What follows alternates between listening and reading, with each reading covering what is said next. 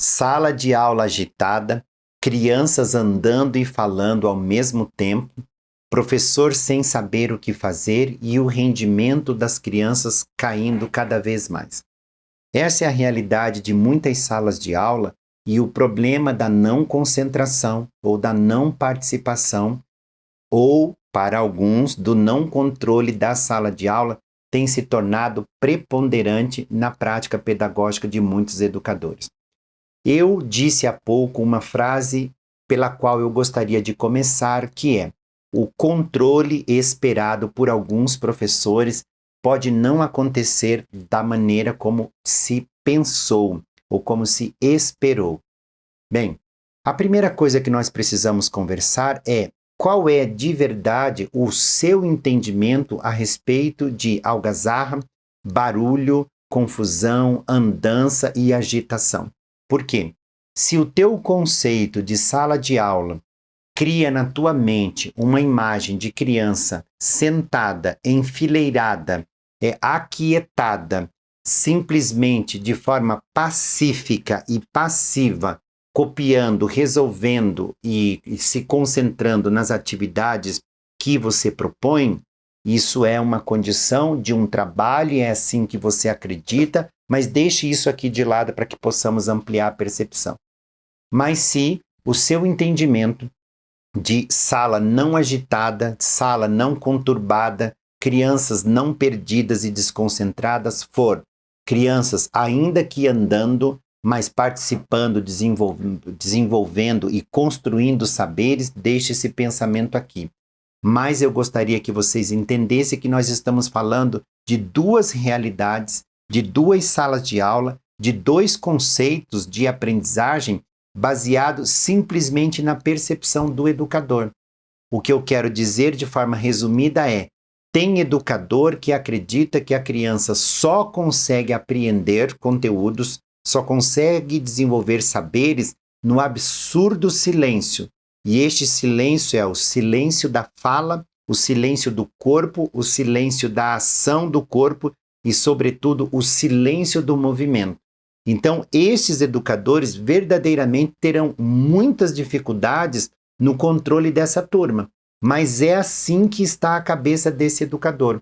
Por outro lado, nós vamos encontrar outro educador que também acredita na aprendizagem, na participação e na construção, mas ele não espera e não trabalha na perspectiva de que a turma tem que estar engessada, parada, sentada, enfileirada, um atrás do outro.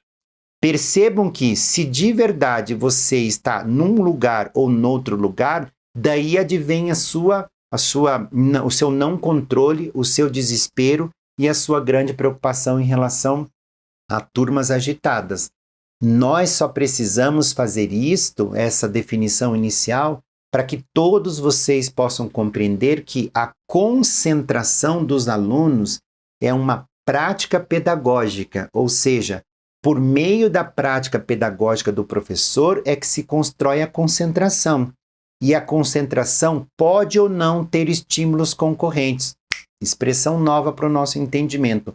O que são estímulos concorrentes? Reparem, por favor, quando vocês forem ao banco, a ação, o trabalho do caixa do banco. Nós entramos num banco, tem um guarda na porta, uma porta girando, várias pessoas na fila, pessoas conversando, barulhos de toda a natureza e estímulos de toda a natureza, mas o caixa do banco ele continua ali. Ou seja, a mente dele está treinada, a mente dele é habilidosa ao ponto dele ignorar todos os estímulos concorrentes e não errar o troco, não errar o trabalho. Quando nós vamos a um espaço de convivência coletiva, nós encontramos muitos profissionais que obrigatoriamente só podem trabalhar naquele espaço de agitação, ou seja, o barulho, o movimento e as outras ações, que chegam até o indivíduo por meio dos estímulos não o impede de desenvolver aquilo que ele tem que desenvolver. Imagine um motorista no meio do trânsito. Se a buzina atrapalhar ele, se o barulho atrapalhar ele, se a sirene da ambulância atrapalhar, ele verdadeiramente não irá conseguir dirigir. Então, o que é que nós fazemos? Nós fazemos um curso, uma preparação e uma adaptação gradativa para, aos poucos, nossa consciência, nossa percepção, conseguir eliminar estímulos concorrentes que não são importantes para que a mente possa fazer o foco ali naquele lugar. E é aí que está o X da questão. O professor, sobretudo dos anos iniciais, precisa compreender que maior do que o desejo dele de que todas as crianças tenham que ter concentração, vigília e silêncio, é ele que precisa ensinar gradativamente como se constrói isso. A ausência do silêncio não significa aprendizagem. A ausência do barulho, da agitação, não significa aceitação, subordinação ou compreensão a regras. O que vai fazer os seus alunos verdadeiramente se concentrar sobre uma atividade pedagógica é muito anterior àquele sinal ou aquele sintoma que você está percebendo. Se a turma está agitada e essa agitação também se traduz numa não concentração, tem dois erros diferentes. O primeiro erro se deve ao quê? À falta de manejo de sala de aula. Então, quando o professor não tem um manejo correto de sala de aula, é ele quem tumultua e quem causa todo esse alvoroço e essa falta de respeito às regras ou de convivência harmoniosa. Olha que coisa terrível para conversar a partir de agora. Vou repetir. Quando os alunos estão agitados demais, não param quieto, não ouvem nada, esta primeira percepção está completamente direcionada à falta de gestão de sala de aula. E onde é que isso começou? Começou na ação pedagógica equivocada. Ou seja, se os alunos apresentam frequência e intensidade para agitação, você, educador, você, educadora, tem que pensar: como é que eu recebo os meus alunos em sala de aula? Ou seja, antes do meu aluno pisar porta dentro, qual é a minha postura para receber esse aluno? Se ele vem de casa de condução, se ele tem violência em casa, se ele passou fome em casa, se ele vem num calor muito quente, numa temperatura muito quente, como é que ele chegou até a sua sala de aula?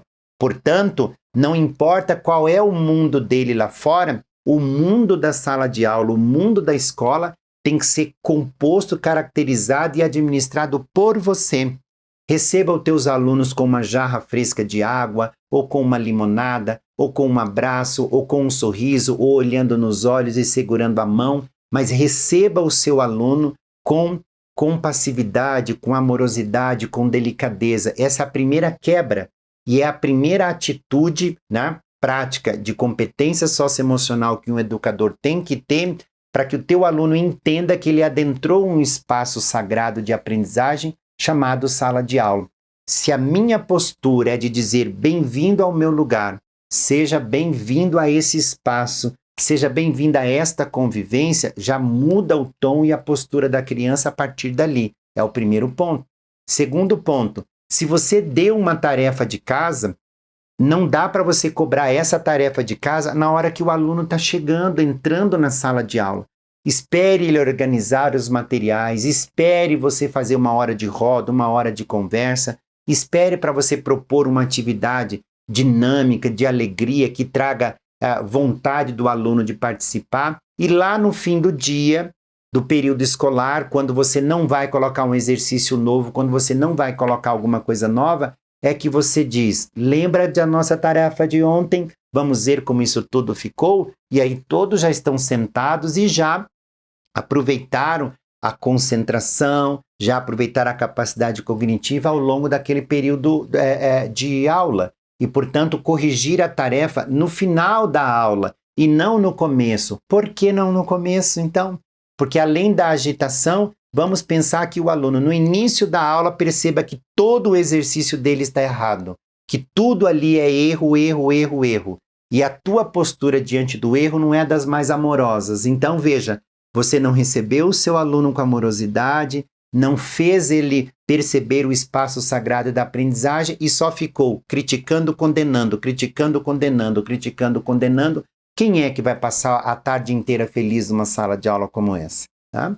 E o terceiro ponto é, além de você se preocupar com o acolhimento, além de se preocupar com a rotina que você vai estabelecer nessa sala de aula, como é a sua organização profissional?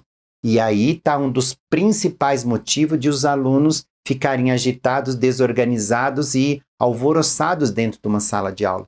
Muitos professores colocam o cabeçalho no quadro, pedem para abrir o livro em tal página, pedem para pegar outro material, ao mesmo tempo ele coloca em cima da mesa a aba com material dourado, uma ficha para recortar, para preencher, e aí não dá. Meus amigos e minhas amigas, educadores e educadoras, a sala de aula para Montessori precisa da organização. Montessori foi quem organizou esse pensamento em torno da organização. Para ela, o aprendizado tem início na organização. E você é o profissional capaz de mostrar que a organização leva a essa sequência didática do aprendizado. Aprendizado é empírico. Portanto, um tempo para o cabeçalho se esvazia isso. Quando você terminar essa prática, abra o exercício que você quer realizar, a história que você quer ler ou o texto que você quer trabalhar. Quando você fechar isso, tome água com os alunos, respire um pouco, vamos produzir um texto coletivo ou um texto individual. Abra e fecha essa atividade, mas não coloque atividades concomitantes para os seus alunos, sobretudo aqueles alunos que no tempo cronológico não conseguem finalizar a atividade. E aí vem a minha última orientação sobre turmas agitadas demais, que não param quietas e que atrapalham demais e não têm concentração. Os alunos têm aprendizagens e capacidades diferentes de execuções. Muitas vezes, 80%, 90% dos alunos finalizam as atividades, concretizam a solicitação e, obviamente, terminam. Mas a gente tem ali um 15%, um 18%, um 20% de alunos que não conseguem finalizar essa atividade. Pare imediatamente a atividade onde o aluno está. Não comece com outro grupo uma atividade se aquele aluno não comece com outro grupo uma atividade quando este aluno aqui não finalizou o outro. E aí você vê qual é a sua prática de sala de aula. Você pode pedir para os 80% que terminou, aqueles rapidinhos, que são mais ágeis no pensamento ou na execução, você pode pedir que eles esperam, mas sem dar uma atividade extra. Por quê? Porque a atenção do que está atrasado vai para aquela atividade. Ou você pode dizer, o tempo acabou, não precisa mais continuar. E sempre tendo a delicadeza de ir até aqueles 15%, 18%, 20% que não terminaram a atividade e dizer para cada um deles, já me é suficiente o que você me apresentou.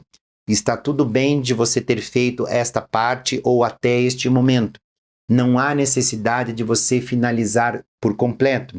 Nós podemos fazer isso em outro momento juntos, seja num contraturno, seja num atendimento individual que você pode oferecer para ele, mas nunca você pode pedir para esse aluno continuar fazendo a atividade dele até terminar e os outros vão para outra atividade, porque daí você complicou duas vezes, Você está dizendo para ele que por ser ruim, por ser fraco e por demorar muito, ele está de castigo e ele terá que ir com essa atividade até o final.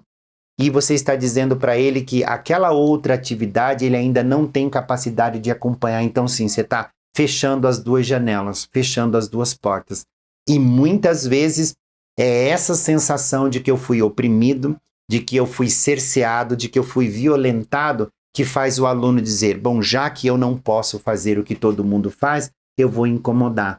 E aí é a comunicação do aluno dizendo, da forma como você me trata, eu não consigo. Da maneira que você tem postura diante de mim, eu não aceito.